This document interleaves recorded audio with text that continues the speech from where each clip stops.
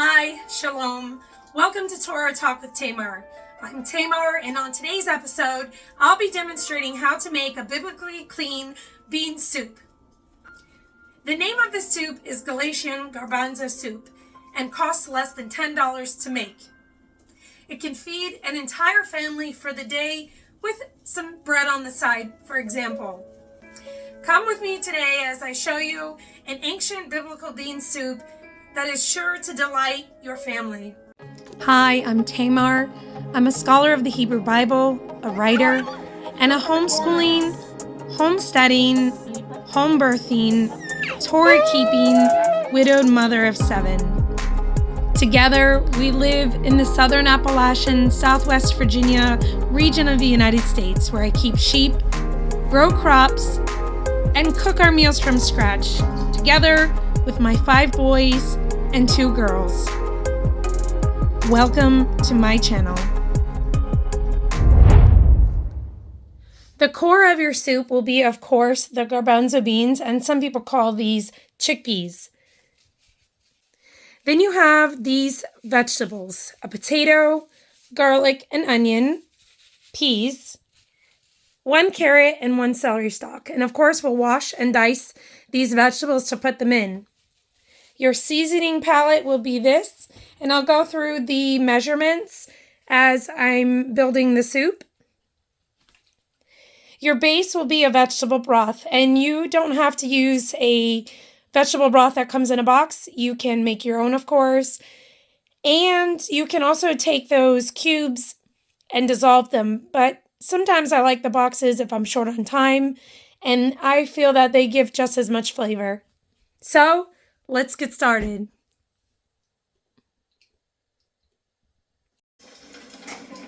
The first step in making the soup is to soften your beans a bit. You don't want to cook them all the way, but about 2/3 of the way for this recipe. So you can do this in the fridge overnight. You can do it on the counter in a container in warm water, or you can do it in a crock pot. I'm going to boil them down in a regular pot over the stove, and you want to bring them about 2/3 of a way to the point of soft before you add any of the other ingredients. If you choose to boil them over the stove, you just need enough water to cover them. Don't add salt, don't add anything at this point. You're just breaking the beans down to be a little bit softer so that when they are added together with the other ingredients, they're going to completely absorb and fuse with those seasonings and vegetables. Okay, so while the beans are boiling, we're going to go ahead and get our vegetables that will be the core of the soup ready to go. I'm going to wash my celery stalk and carrot. And I'm going to dice this.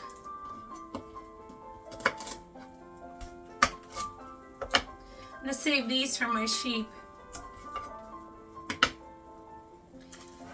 I'm going to move this to the side so you can see my cutting a little bit better. And I'm going to move this over here.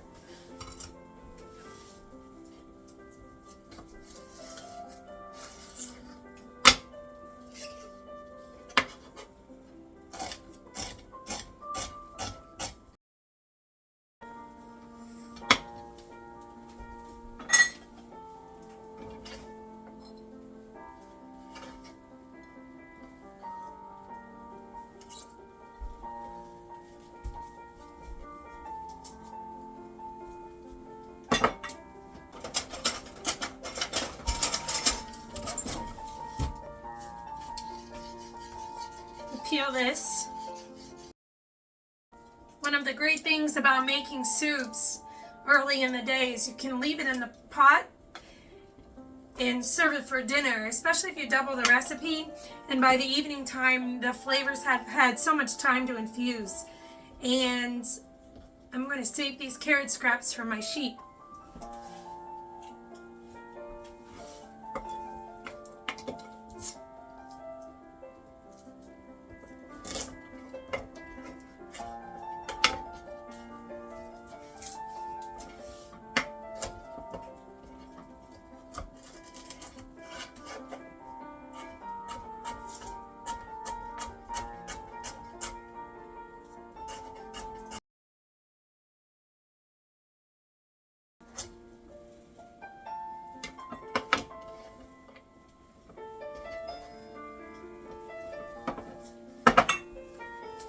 potato.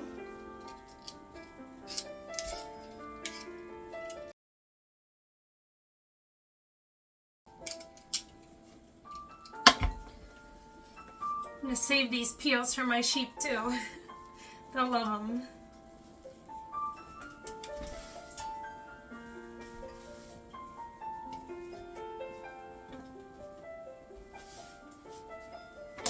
Okay, and you're going to go ahead and dice the potato to go alongside the other vegetables that you have cubed up, and these are going to go into a pan. I'll explain that in a minute, but dice the potato.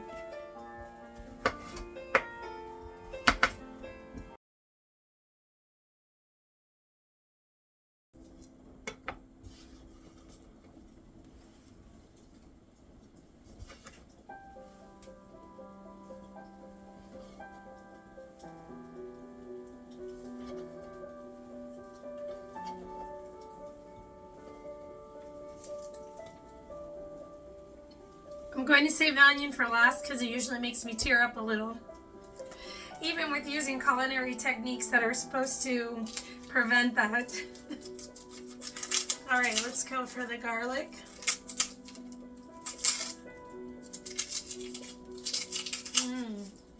Fresh peeled garlic. Smells so good.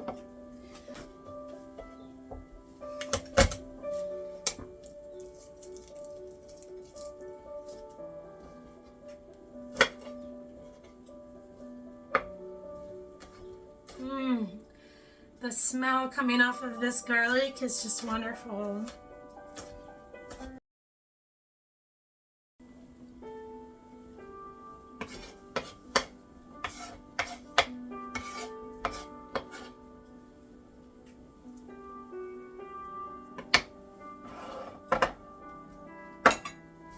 And now the onion.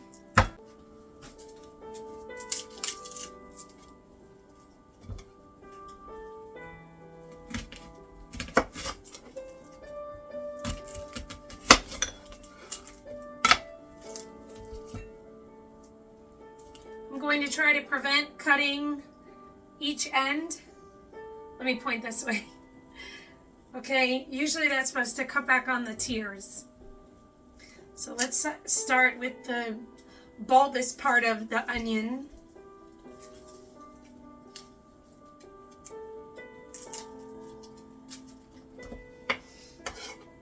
Those beans are boiling and they already smell so good.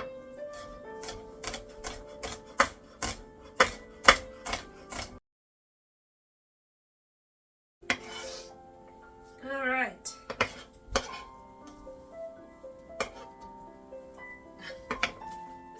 The tears are running down. So I'm going to clean up the counter a bit, dry my face, and we will go with the next part. Okay, so these are your 4 ingredients that are going to go in the saute pan. The onions, the garlic, the potatoes, and the carrot and celery mix. And I've added more garlic than the recipe calls for. You can certainly reduce that. It calls for 1 clove. I've put in 3, and that's because I really like garlic in any recipe, especially with my beans, but it calls for 1. Otherwise, I recommend keeping all of the vegetables according to the recipe. We are going to saute those in the pan with the olive oil right now. Okay, so we have my well-used but useful saute pan ready to go. Lots of love in this house via cooking, and my saute pan gets its use. So for this, we need 1 tablespoon of olive oil. This does not have to be a high-grade oil. If you were making a salad dressing, I would say pick top shelf olive oil.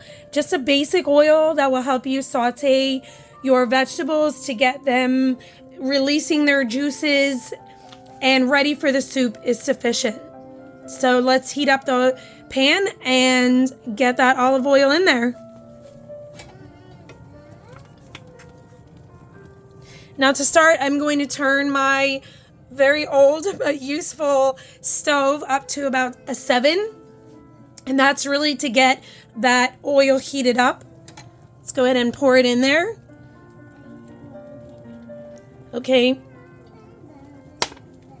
Now feel free to add more oil if you feel that it's kind of dry on the bottom. I'm going to go with what the recipe calls for now and splash some more in as necessary. I'm going to wait for that to heat up before I start putting the vegetables in. Okay, so I've deemed the saute pan as hot enough. So we're going to add our vegetables in. And then once I do, I'm going to turn down the heat. You want to make sure you don't overcook these. Just let their oils out a little so that you can still preserve the flavor for the soup. So in goes the onions.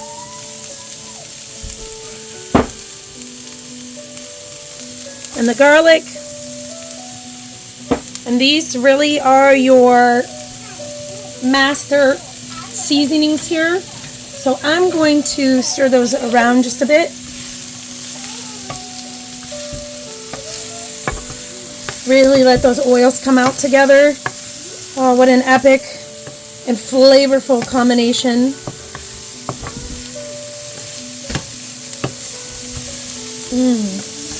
And healthy.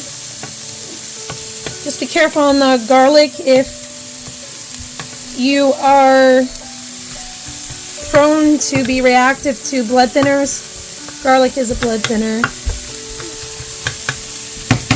It was the only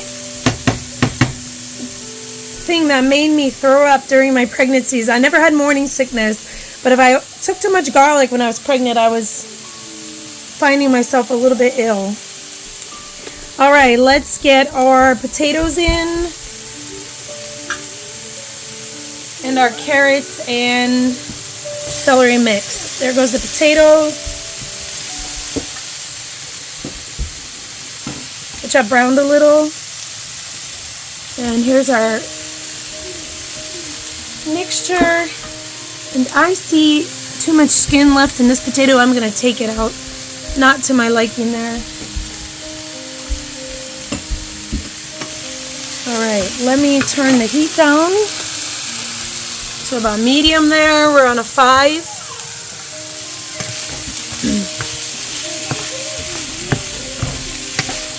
Because we don't have much oil in here, so we really need to conserve that oil.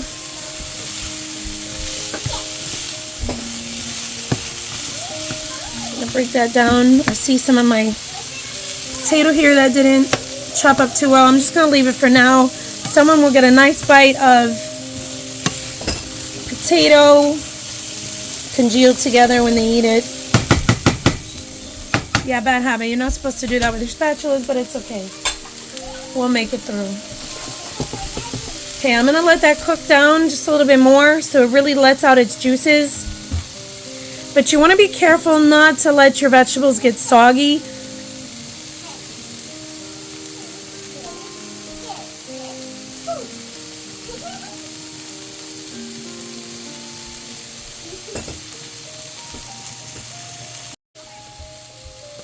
Okay, when you feel like they're cooking, doing their thing, go ahead and add your salt.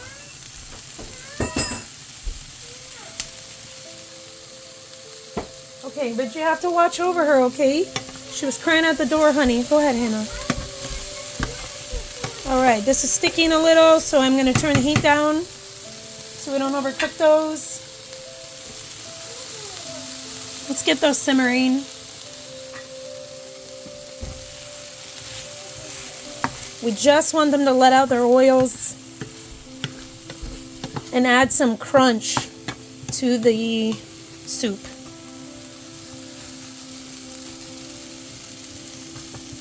Okay.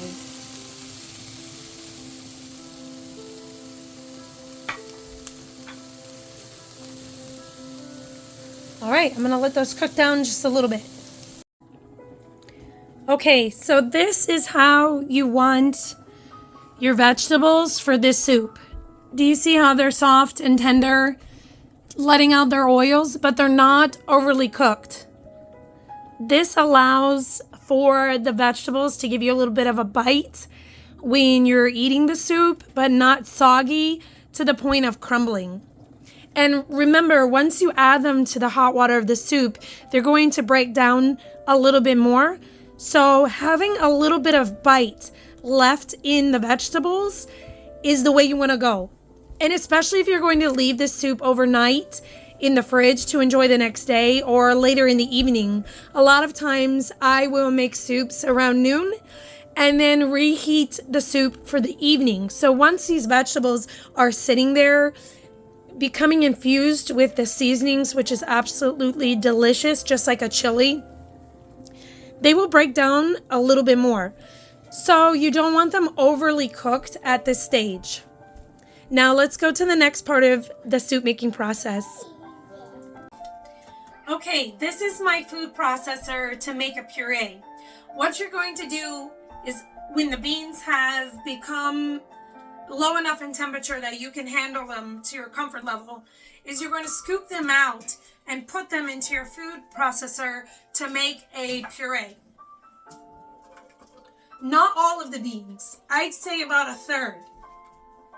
And really the thickness level is something that you will, as you make the soup, come to find works for you. Some people might want it a little thinner. Some people might want it a little thicker. I like it a little on the thicker side. All right, so I'm going to ladle those beans down this flue here.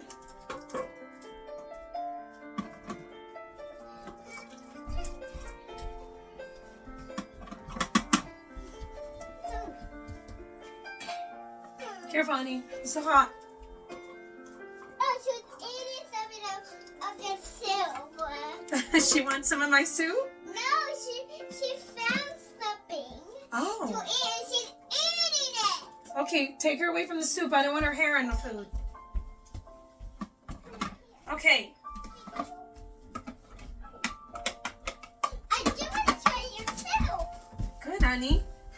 Make sure when you're doing this that you also add enough water into the food processor to make a puree. And you want to use the water that the beans cooked in. Very similar to making soups like cream of broccoli or cream of potato. Hi, sweetie. Hi. Time to try your soup. It's going to be delicious, isn't it? Mm-hmm. Right now I'm making a paste, honey, for the soup. All right. Put that there. Don't come too close to the pot, honey. Okay. And this one's here. Okay. Let's put this on. I'm going to turn this so I can see the buttons more easily. I'm going to go on low here.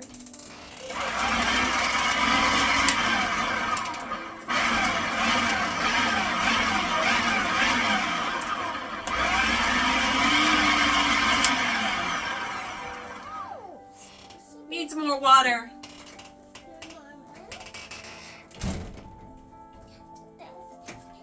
Don't bump the camera below.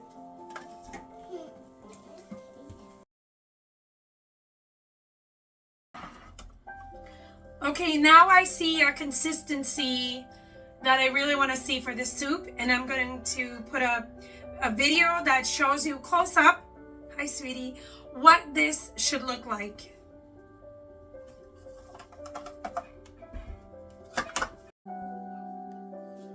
This is what you want to see in your food processor. This is the consistency that you need to turn the soup into a thickness that is soup quality.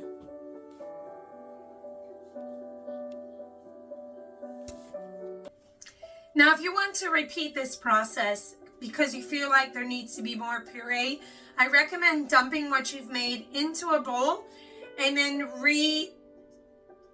doing the process with a new batch of beans. I'm okay with this amount of puree, so I'm going to put it right back into the soup pot. Let me also show you about how many beans I still have retained in the pot for this amount of puree. So out of 2 cups of beans, this is about what I have left in there. And this is how much water that I have. That should give you an idea of how many beans you need to remove to make a puree. Don't forget, we're also going to add stock to this. So this is not all of the liquid that you're going to have to hold your vegetables. Okay, so let's return this puree to the pot. We're going to scrape that out.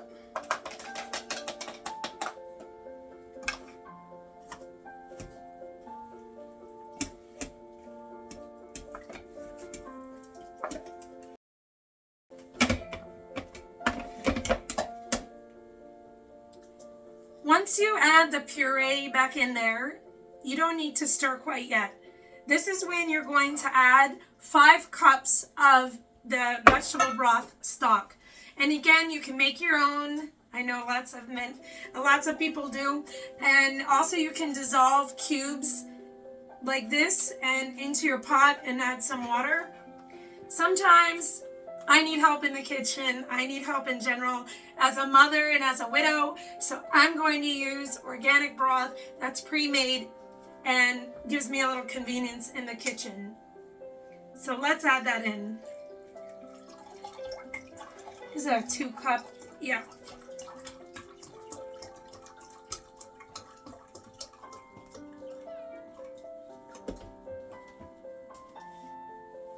This is 2 cups.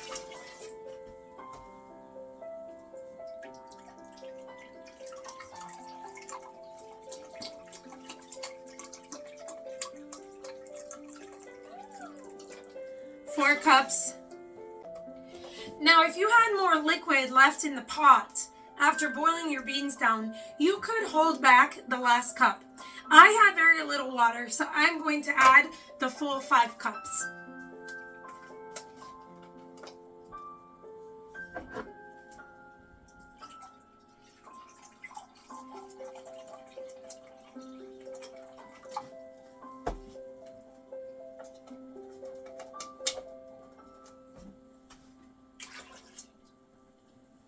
Okay, I'm going to move this out of my way, and then we're going to give it a good stir and add the seasonings.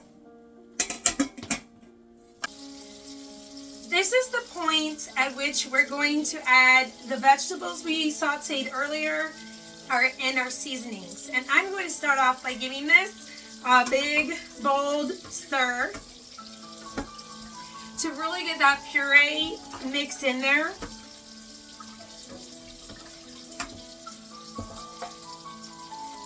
The peas will be added about 10 minutes before you serve it, and I'll get back to that. But for now, let's go ahead and add in the vegetables that we sauteed.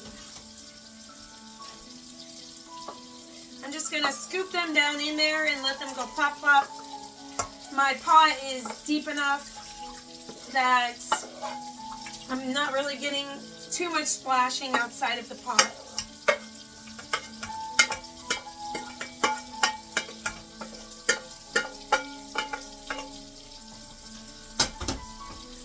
Another big bold stir.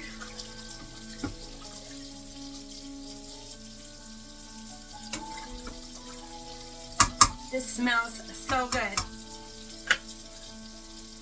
Adding the seasonings and the vinegar is one of my favorite parts.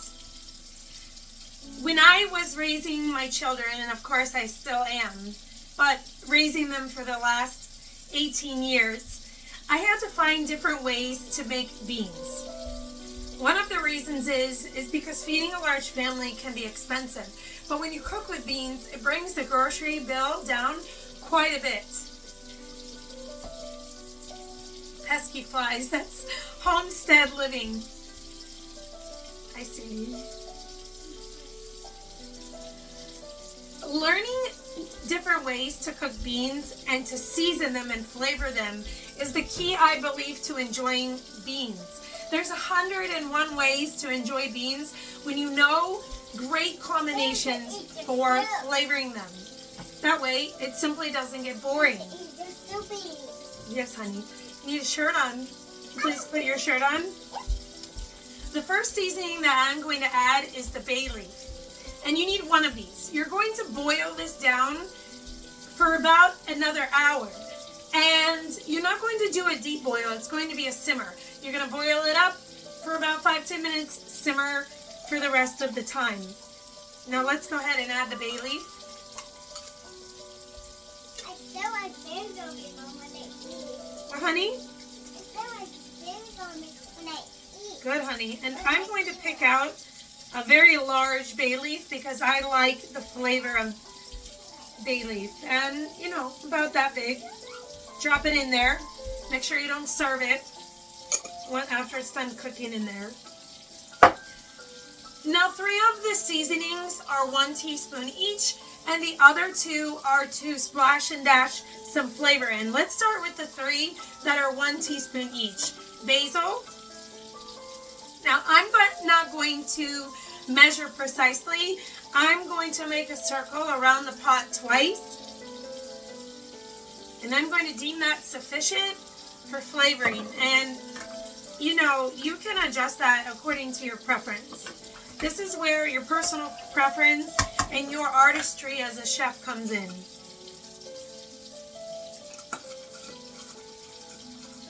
Well, this doesn't want to go back. Okay. Ground mustard, 1 teaspoon. And this one is a new one I had to buy, so I'm going to take the label off here. And I had to make her walk her on. Okay, go put a shirt on, honey. You're on camera with no shirt. Now, another thing is I've had situations where I really wanted to make the soup and I didn't have any dry mustard on hand. And I will say you can substitute actual mustard in this, like a heavy Dijon, and it works great. Oh, this flavor combination. I have made this soup for years and it has never failed to satisfy. This is really dry. I'm going to help it along here. Okay, and your ground cumin. 1 teaspoon of that.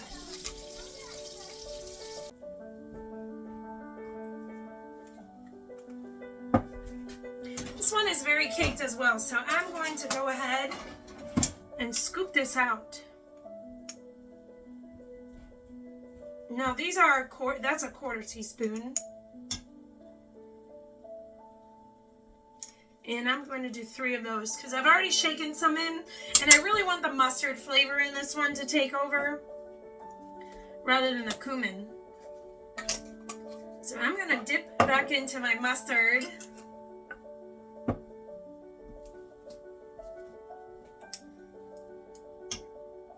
So I really want that flavor to come out in there. Okay, now that we've done the spices that we have the most of, let's give it another stir.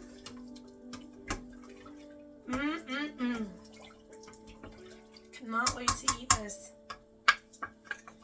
Okay, we're going to put some cayenne in.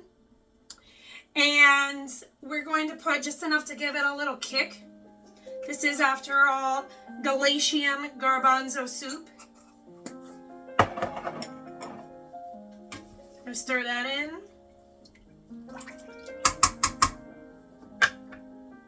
Pepper.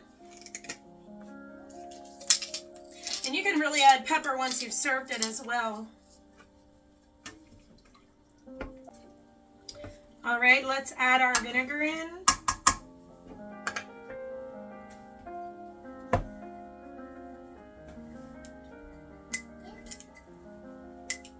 Fresh bottle of vinegar. Going to get out a measuring device.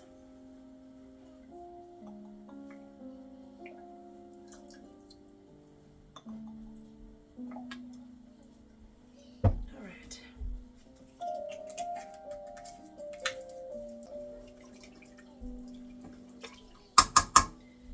And remember, you're going to add the peas at the end. Now, I want to say a quick word before we put this on the stove.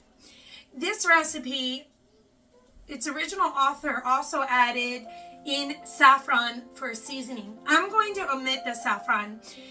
One aspect my cooking has, as I'm raising a large family, is that it's cost effective and economical.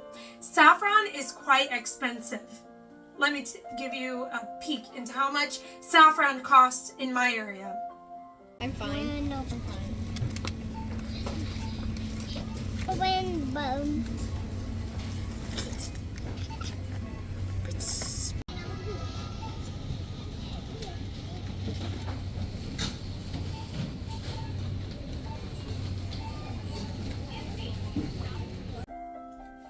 As you can see, saffron can be quite expensive.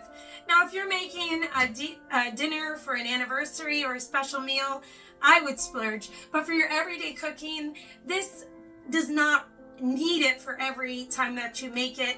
And really, this is a great hearty soup that can feed your whole family.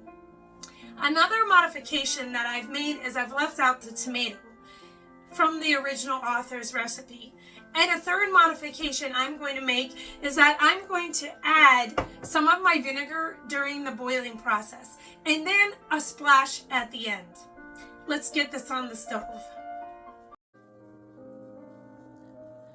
The soup is not done yet, but it smells amazing.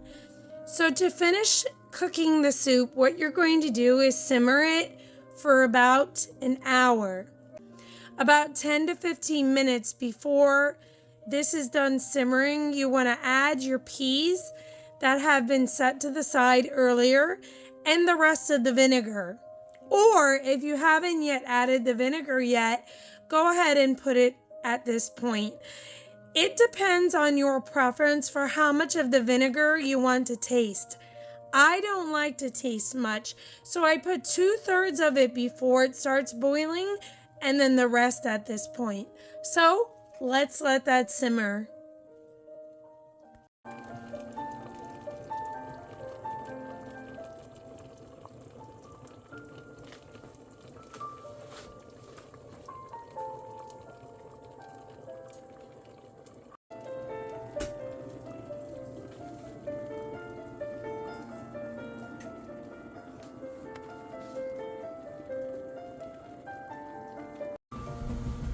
The house smells delicious.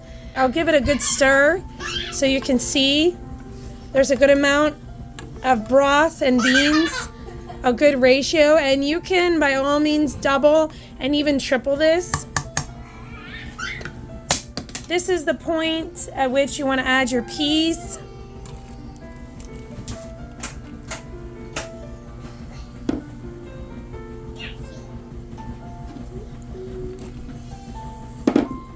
I took mine off the stove to add my peas so I could show you, and you can by all means simmer these back in.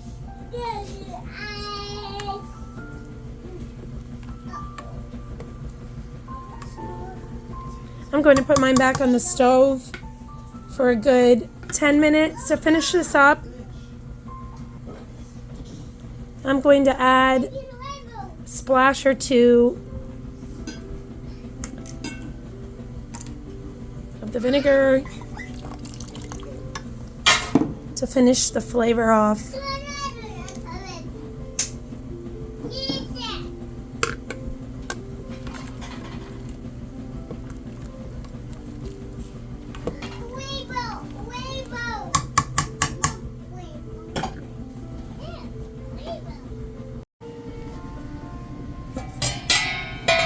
So I refired the soup for another 10 minutes to really let that vinegar and peas get in there good, infused into the soup.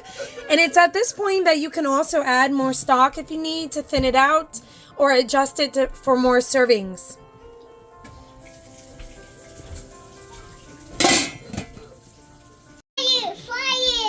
Look at this delicious, scrumptious, hearty soup. This is Galatian Garbanzo soup, packed full of protein and flavor. You can feed your family on a dime. Thanks for joining me today on Torah Talk with Tamar. I hope to see you back here. Please don't forget to like and subscribe so you can join me in more biblically clean cooking videos and conversations about the Hebrew Bible. Shalom.